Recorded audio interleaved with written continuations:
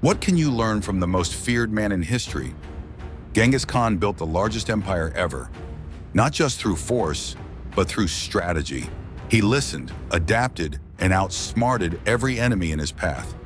His mindset still works today in life and business. Here are 6 powerful lessons from a man who refused to lose. Lesson 1. Rise from nothing. The boy stood barefoot in the frozen steppe, his ribs showing through his skin, a raw piece of meat clutched in his hand, stolen from a trap meant for wolves. Around him, snow fell like ash.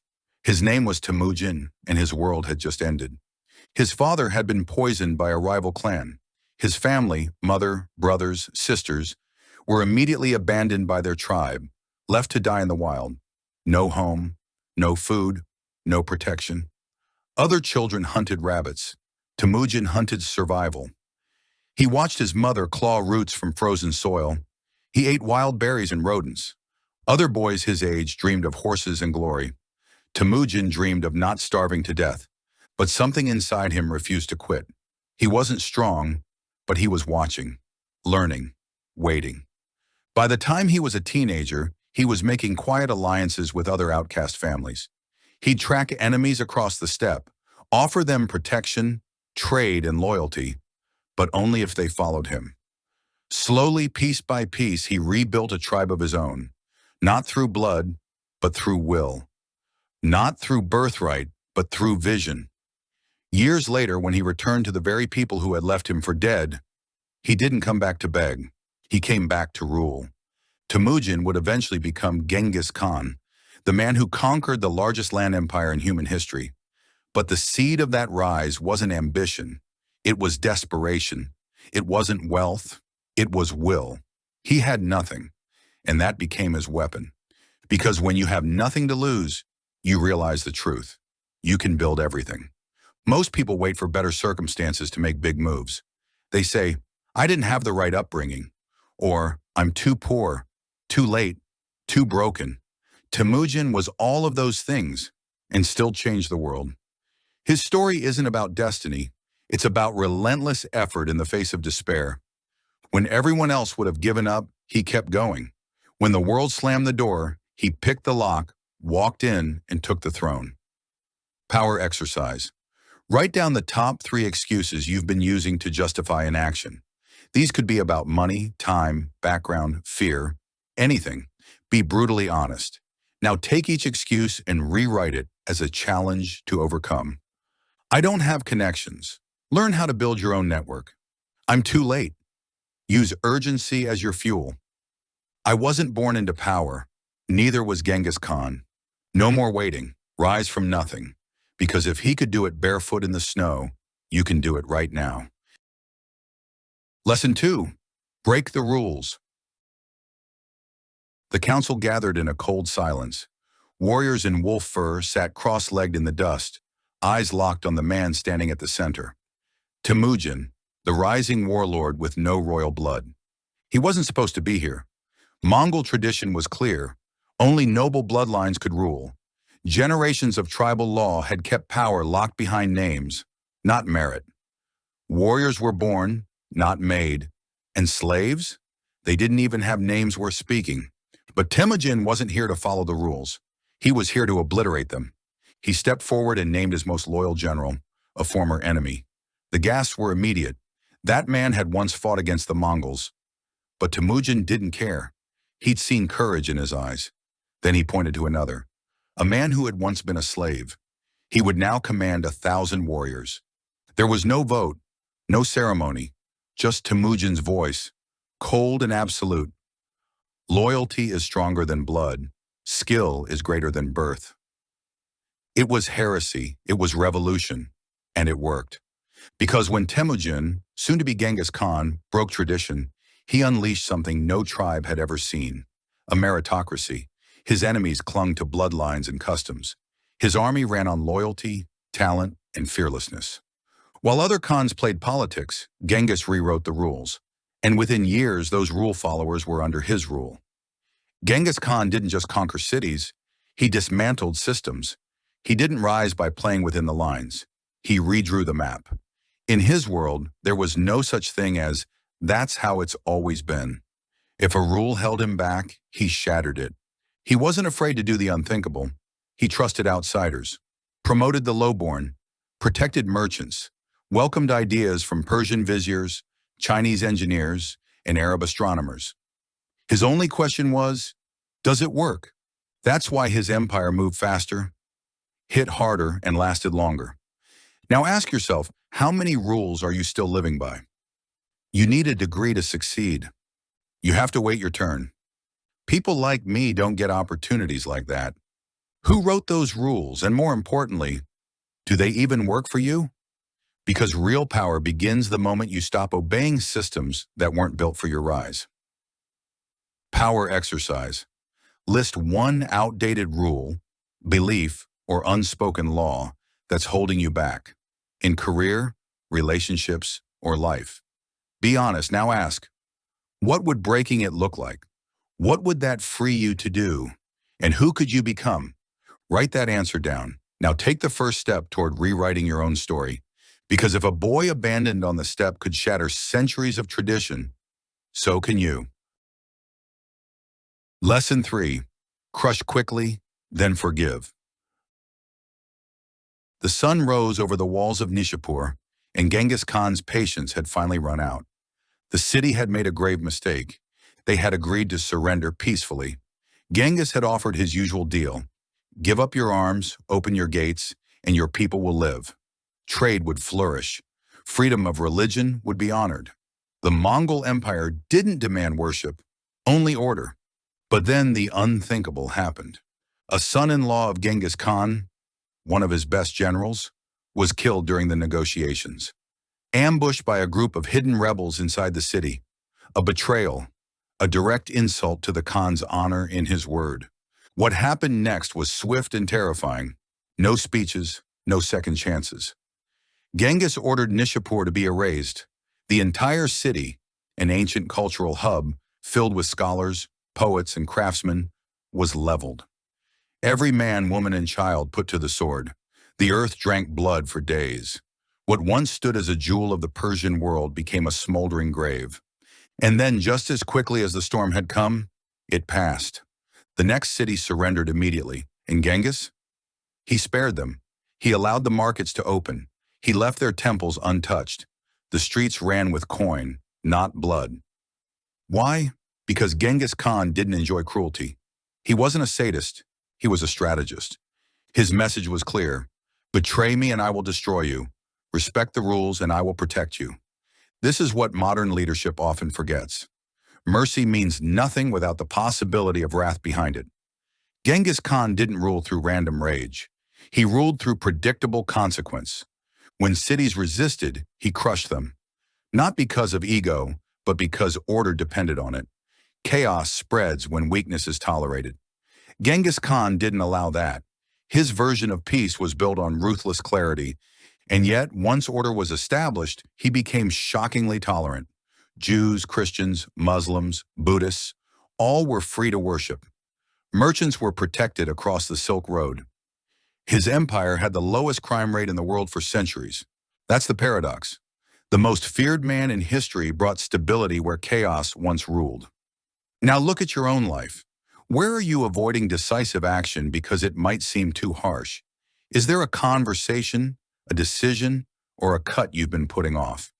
Are you allowing weakness in your business, your relationships, your habits, because you're afraid to be the bad guy?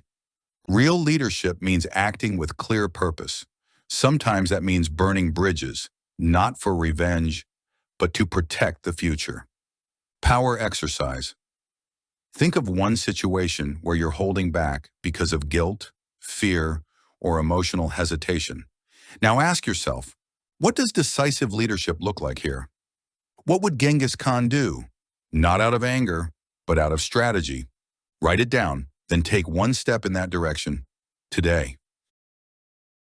Lesson 4, control the message. They heard him before they saw him. The ground began to tremble. Not from horses, not yet, but from rumors. The whispers came from fleeing merchants, terrified survivors, scattered soldiers who abandoned their posts. They spoke of a storm riding across the steppes, a demon in human form, a man who drank blood and made pyramids of skulls. His name was Genghis Khan, and his army, they said, could blot out the sun. By the time his scouts arrived at the gates of Bukhara, a major city of the Khwarezm Empire, the city was already halfway broken. The citizens were panicking. Nobles fled with treasure. Defenders debated surrender. No siege engines, no arrows fired, just fear. Then came the next move. The message. Genghis Khan sent word. I am the punishment of God. If you had not committed great sins, God would not have sent a punishment like me upon you. The walls still stood. The towers still had archers. But in the minds of the defenders, the battle was already lost. They believed they were fighting a force beyond men. They were fighting inevitability. The gates fell soon after, not from force, but from fear. This is how Genghis Khan won before he ever unsheathed the blade. He understood something even modern leaders forget. Perception is power. If people believe you are unstoppable, they surrender more than just cities. They surrender choice. He weaponized psychology like no one before him. His army used false retreat tactics to confuse enemies. His agents spread rumors of unimaginable cruelty. Cities that resisted were destroyed completely. And those stories were spread deliberately. It wasn't about sadism. It was about strategy. Every city burned became a message to the next one. Surrender or suffer. Genghis didn't need to conquer the world with sheer numbers. He conquered it with reputation. His legend rode ahead of him like a ghost army. Now think about your life. Every day, people are deciding who you are based on what they see, hear, and feel. Your posture, your tone, your confidence, or lack of it, it's all sending a message. The question is, are you controlling that message, or are you letting others write it for you? You don't need to be loud. You don't need to be fake. But you do need to project strength if you want respect. In a world of noise, the clearest message wins. Power exercise. Ask yourself honestly, how do people perceive me right now? Confident, timid, uncertain, commanding? Then ask, how do I want to be seen, especially in rooms that matter? Choose one simple shift to make this week. Stand taller, speak more deliberately, dress with intention, set clearer boundaries. One signal, one message, controlled by you. Because the legend that marches ahead of you should be one you design. Lesson 5. Build a system, not just a victory. The battlefield was silent. The screams had faded. The smoke of burnt cities still lingered in the air. Thousands of miles away from his homeland, Genghis Khan stood not as a nomadic raider, but as the ruler of the largest land empire the world had ever seen. But now came the real test. Conquest was chaos. Easy to win with steel and speed. But ruling required something else. Order. The world he had just torn apart, Persia, China, the Silk Road, had to be stitched back together, not with swords, but with systems. So he built something no one expected from a man baptized in blood. First, the Yasa, a unified legal code that applied to all under his rule, from Mongol warriors to Chinese peasants. It punished corruption, protected the poor, and outlawed kidnapping, theft, and lying, even from nobles.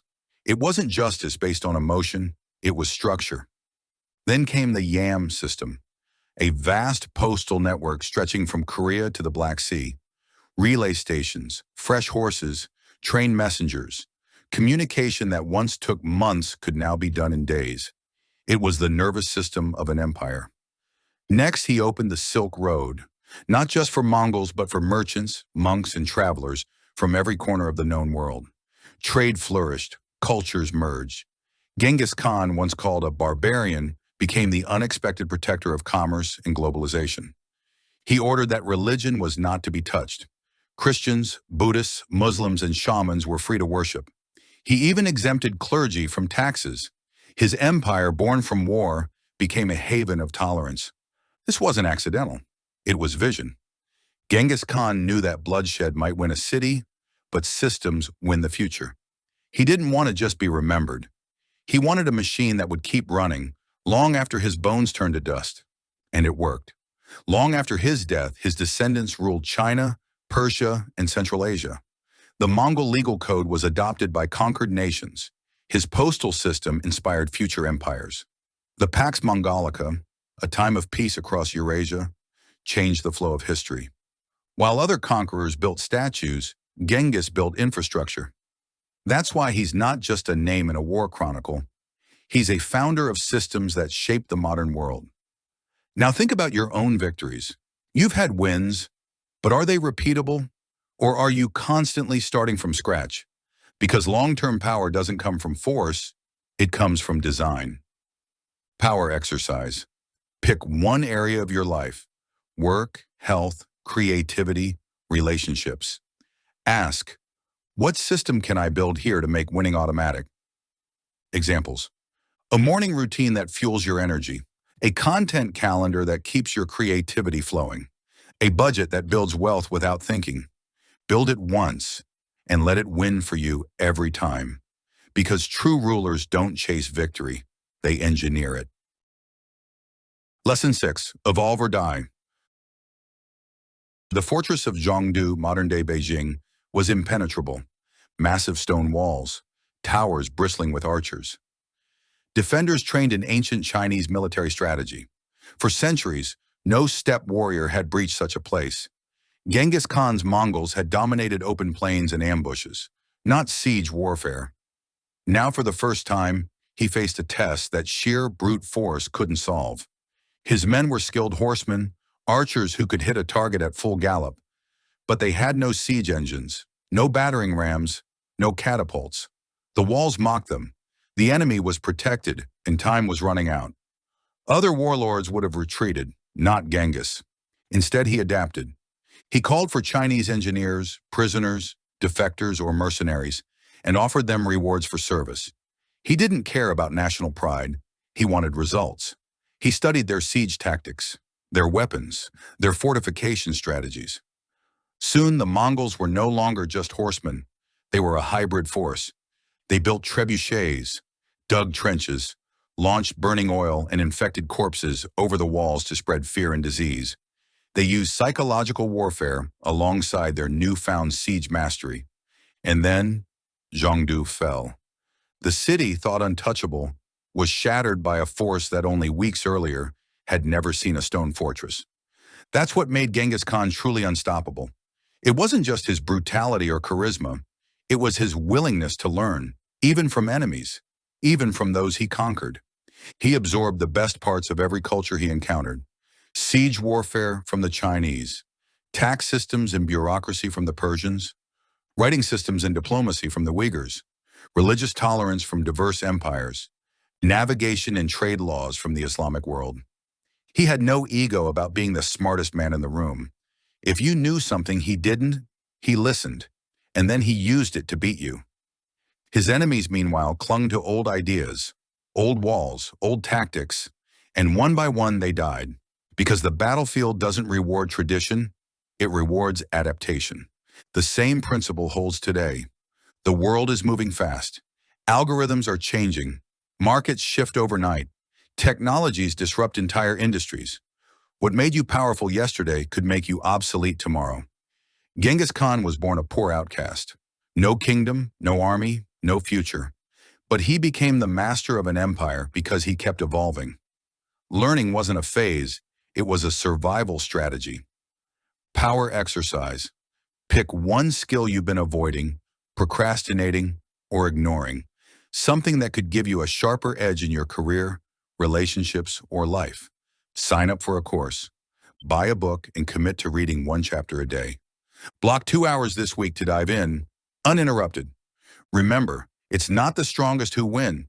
It's the ones who keep growing. Be like Genghis. Learn faster than the world can hit you.